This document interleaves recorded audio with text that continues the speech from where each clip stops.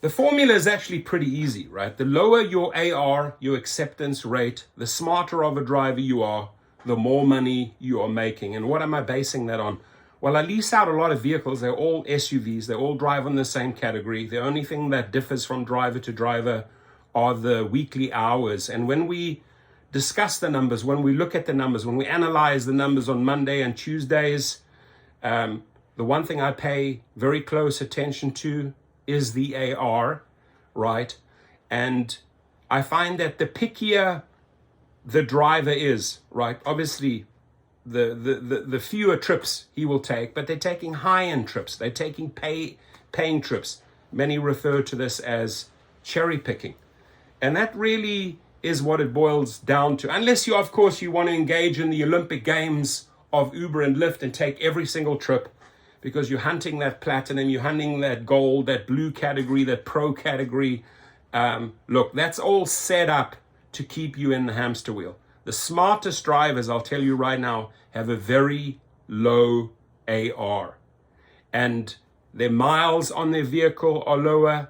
Their maintenance costs are lower. They don't have to do oil changes, tire changes as frequently. Why? Because they are picking the money trips. And you have that golden number, right? You have that number. Okay, I will only drive at $1 per mile or $2 per mile, right? So let's look at this article here. They say that some Uber and Lyft drivers have learned they can make more money if they are pickier about who they serve. And, I pretty much summed it up in the first 2 minutes there. Some Uber and Lyft drivers say being picky about the rides they accept can help their bottom lines. Totally agree with that. Canceling trips can help drivers avoid situations that aren't profitable. Totally agree with that. And we're independent contractors, so we should be able to do that without any repercussions, right? Very easy. There's no need for Uber or Lyft to punish and wrongfully deactivate, because you decide to cancel or because you have a low acceptance rate. So there's no cheat code for making money as an Uber or Lyft driver. I do believe there is somewhat of a cheat code, but some have found strategies that work for them. Drivers face endless decisions, including what time of day to work, what type of vehicle to use, how to net trips from customers, and the best way to track their earnings. One driver's optimal strategy can vary from another's based on their particular markets, right? It's obviously Bakersfield compared to Los Angeles, Los Angeles compared to San Diego, San Diego compared to San Francisco. Different strategies, different tricks, different rates, different surges, etc., etc. So yes, they do differ. But one of a driver's most key decisions is when to accept a ride that pops up on their driving apps. Last year, Uber and Lyft adopted upfront fare programs in select US cities that have provided drivers with more information about their trips before they accept or decline them, including how much they pay, the estimated time and distance, and their destination. Now, there are several helpful apps out there, Para, Stop Club, etc., that'll help you, Maestro. So many drivers have them, many drivers like them, and many drivers use them to, finagle your earnings. You got to work smart in this game, period. And I think the smartest thing you can do, and I know I've repeated this 1,000 times, but I'm going to repeat it 1,000,000 times. It's setting yourself up as a private driver. Uber, Lyft, private trips. Get your LLC going, get your certification. Links are below. But we're not going to get into that right now. Business Insider spoke with 3 drivers about when being selective with rides can boost their profits and when being less picky might be the best approach. So, number 1 here, accepting rides that pay at least 80 cents per mile and prioritizing airport trips can increase pay.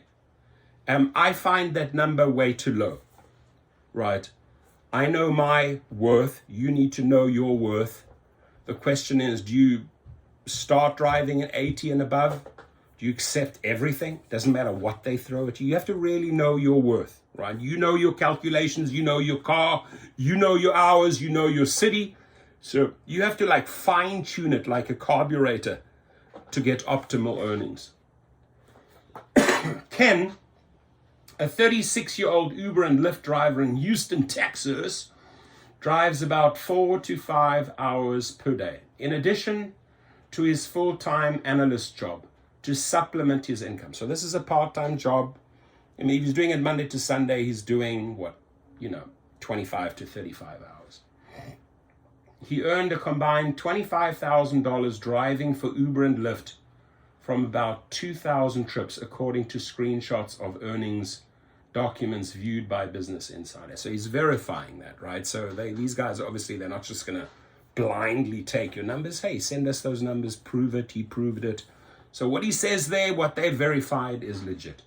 While he accepts most rides, he said he prioritizes trips that pay at least 80 cents to $1 per mile. Personally, if I was you, I would not, and again, I'm not talking about myself here, but I would look at nothing.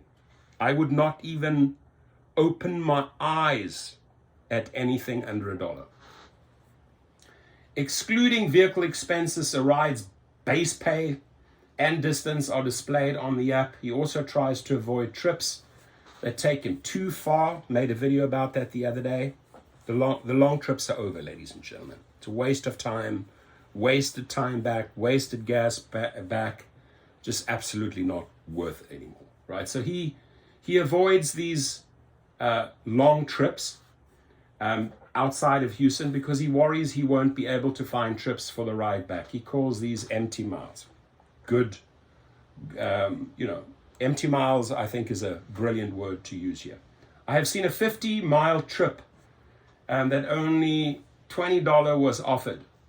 Ken previously told Business Insider, I wouldn't be doing that. He asked that his last name not be included for fear of professional repercussions. Isn't that sad? That every driver that turns to the news or the media goes in front of, don't mention my last name. My name is Ken. Because I fear the company. I fear, and again, we're using this word, right? Slave driver, right? Dara, Tony, David Risher, they slave drivers. You want to look up that song by Bob Marley? Slave driver. That's what they are. They slave drivers, right? So it's sad that a driver has to be afraid of the slave driver in modern times. Ken, who hasn't had much luck with customer tipping in recent months, said he tries to prioritize rides to and from the airport whenever possible because those customers are more likely to tip. When I get a ride, bless you, to the airport, I count my blessings. Being picky with trips can help drivers avoid one-way rides. Listen up, right? Bill, a part-time Uber driver in North Carolina, began driving for extra income after he retired 6 years ago. Last year, the 70-year-old earned over $28,000 across roughly 1,500 Uber trips, but he won't accept just any ride. Hallelujah! I'm sure his AR is pretty low. I spent a lot of time saying no. Bill, who asked to use a pseudonym and spoke on condition of anonymity for fear of professional repercussions. Another one that is afraid of slave driver Dara and slave driver David Risher. Throughout his years driving for Uber, he's accepted less than 10% of his rides and cancelled over 30% of them, according to a screenshot. He's accepted less than 10%. That's my man. North Carolina in the house. To ensure he's getting rides that are worth his time. Bill lives in an area where Uber's upfront fares program hasn't rolled out yet, so he has limited information about his trips before he accepts them. As a result, he does whatever he can do to avoid one-way rides that take him to remote areas where he is less likely to find another ride heading in his preferred direction. Muy importante, right? Think about, hey, if I go from there to there, what is the possibility, right? I mean, if it takes you to a place that's around several hotels, you're pretty much can assure yourself a trip to an airport. Like, let's say you're driving in a triangle, driving all the way out here, group of hotels here, sit by one of the hotels, airports over here. So, you're sort of back in that region where you started off. But heading out into the boonies, right? Going out there into Never Ever Land and just sitting there, hoping, wasting time, wasting your hours, hoping for a return trip. Dream on. Those one-way trips are just not worth it. To bypass these rides, Bill asks customers when he picks them up whether their destination is in the area. If they're headed out of town, he often makes an excuse for why he can't drive them. However, his approach comes with some risks. Uber lists refusing or canceling a trip based on a driver's destination as something that could cause a driver to lose access to their account. Now, that shouldn't happen because you are an independent contractor. Bill said he's heard of drivers being banned from airport trips for canceling long rides, but that it hasn't happened to him yet. If you get banned from airports, ladies and gentlemen, just go to activationhero.com. That's a company and a group of lawyers and paralegals that I work with that specialize in these airport deactivations, because they contact airport management and they contact the company. That's called activationhero.com. Accepting most rides can help drivers land certain perks. Now, before I read this, I think they're talking about rewards, gathering points, and that. My opinion on that. I am completely against the Olympic Games of rewards or medals or platinum or blue or gold, bronze, forget about it, right? Fred, a 40-year-old driver in Virginia, first tried Uber in 2018 but paused his driving between 2019 and 2021. He started driving again midway through 2022 and made about $44,000 in 3,000 trips, according to a screenshot of an earnings document viewed by Business Insider. The past September, he earned over $5,000.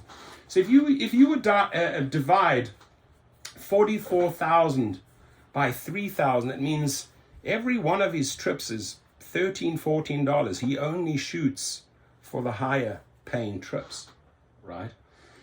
Fred's main strategy as a driver is accepting nearly every ride. Oh wow, this guy is accepting every ride. His lifetime acceptance rate is about 84%. Now this I cannot agree with. His AR is 84. He said he does this because it gives him the best chance to retain his Uber Diamond status. No. Diamond status. What does that mean? Diamond status. Hell no. Again, it's my opinion. Which offers various benefits such as savings at Select. You can get best savings at Costco. You don't need this crap. Through a rewards system. Fred said the best perk of his status is the dedicated customer support he receives. Well, meaning you often call customer service, right? Meaning you have a lot of issues going on if you that urgently need customer support. When I call support, my call or message is handled promptly and professionally, he said. But if it and who knows where that is routed? Are those calls routed in the United States if you have diamond status, or is it like back over in the Philippines where the people absolutely understand nothing about the rideshare business or what's going on the roads? Fred said he understands why they would reject rides that don't seem profitable. He says, but if a driver doesn't care about these extra benefits, 100%, I don't think you should buy into that algorithm, hamster wheel, benefit, Olympic Games. I would stay far away from it, right? Answer to that. No! Simple, right? There it is. So feel free to comment, hey, which driver can you relate to, right? And then this individual, this reporter always runs good stories. Sometimes I don't find them that accurate, but they do run interesting stories on Business Insider, and they run a lot of stories. It's Jays and Cooler at insider.com. I think I should send them one as far as, because the one thing I know best is dealing with attorneys and paralegals representing drivers and fighting wrongful deactivations. I've read every single wrongful deactivation reason under the sun, under the moon. I can assure you that. So maybe I need to put an article together and head up Jays and Kula. And maybe we head up Jays and Kula about the national strike, right? Because that is in the making. The drivers have spoken, the food deliveries drivers have spoken. They want a national strike. So to get someone like this involved with a good story, I think would get a lot of traction. So comment, please.